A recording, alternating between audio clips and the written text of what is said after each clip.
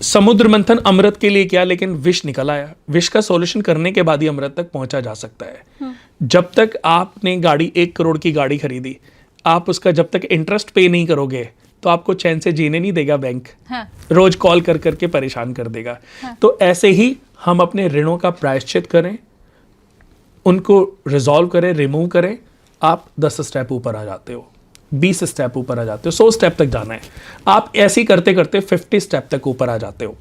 अब आते हैं कुंडली में ग्रह दोष। ये मैं आपको बता देता हूं।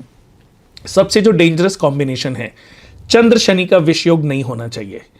चंद्रमा राहु का, चंद्रमा केतु का ग्रहण दोष, चंडाल दोष नहीं होना चाहिए। गुरु राहु, गुरु केतु का गुरु चंडाल योग नहीं होना चाहिए। सूर्य केतु का, सूर्य राहु का ग्रहण दोष नहीं होना चाहिए। ग्रहण दोष, चंडाल दोष, विष दोष, मंगल केतु या मंगल राहु का अंगारक दोष किसी भी भाव में नहीं होने चाहिए।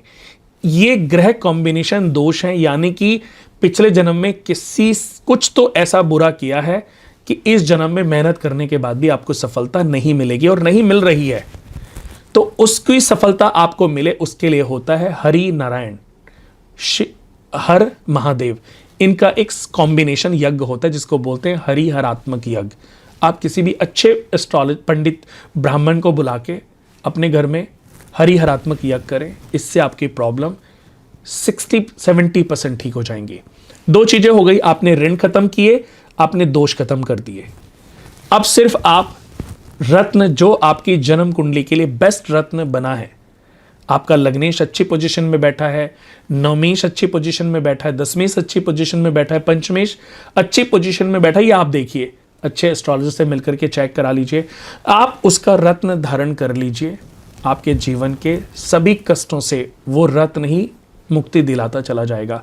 आपका लग्नेश, पंचमेश और नवमेश अगर 6, 8वें, 12वें भाव में बैठा है तो उस रत्न को कभी नहीं पहनना चाहिए, क्योंकि वो अच्छी पोजीशन का, अच्छे भाव का मालिक होकर के अशुभ भाव में जाके बैठ गया तो वो कभी सपोर्ट नहीं करेगा। तो रत्न भी एक बहुत बड़ा, जैसे बहुत बड़ा विषय है, बहुत बड़ा ज्ञान है, बहुत बड़ा सब्जेक्ट है। किसी ने बोला कि पुखराज पहन लो, ऐसा नहीं कि आप कोई भी पुखराज से कैंसर भी देखा, बृहस्पति से कैंसर भी देखा जाता है।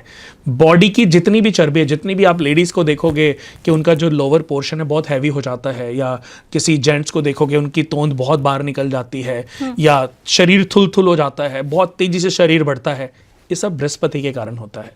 बृहस्पति की जब भी गोचर में दृष्टि लगन पे होगी, उस पीरियड में आपका वेट बहुत ज़्यादा बढ़ेगा। आप लाख जतन करने के बाद भी अपना वेट लॉस नहीं कर पाएंगे।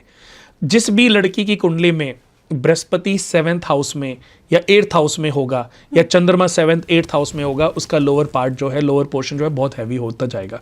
बच्चों के बाद उनका वेट बहुत ज़्यादा बढ़ेगा और उनको फिजिकली, सेक्सुअली और गायनिक इश्यूज उनको बहुत ज़्यादा प्रभावित करेंगी। कई बार कंसीविंग प्रॉब्लम भी आती है, अगर यही कॉम्बिनेशन 8वें भाव में बन जाए तो कंसीविंग ठीक से नहीं हो पाती, कुछ ना कुछ प्रॉब्लम्स आती रहती हैं। तो अगर हमने इन ग्रहों के, इनसे आप 50% मुक्त हो जाते हो।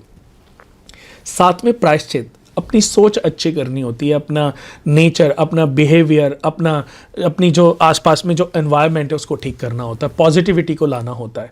उसके बाद सही रत्न, आपने ऋण खत्म कर लिया, आपने दोषों से मुक्ति पा ली, उसके बाद सही रत्न आपकी लाइफ को फिर सिर्फ अच्छे कर्म करिए और आप भी दुनिया के रईस लोगों में अपना नाम लिखवा सकते हो। और मैंने सिर्फ कर्म का रास्ता बताया है, मैंने ये नहीं बोला कि मेरे पास आने से, मैंने वो बताया जो करना ही आपकी नियति को बदल सकता है। नहीं तो आप ऐसे करते रहिए, तेज पत्ते पे लिख लें, काली पोटली में कुछ डाल के रख दें। इनसे अगर कुछ हो जाता है ना, वो बेचारा एस्ट्रोलॉजर अपने पूरे खानदान की किस्मत को बदल लेता है। हाँ। किस्मत बदलना हर किसी की किस्मत में नहीं लिखा, किस्मत बदलना हर किसी की किस्मत में नहीं लिखा।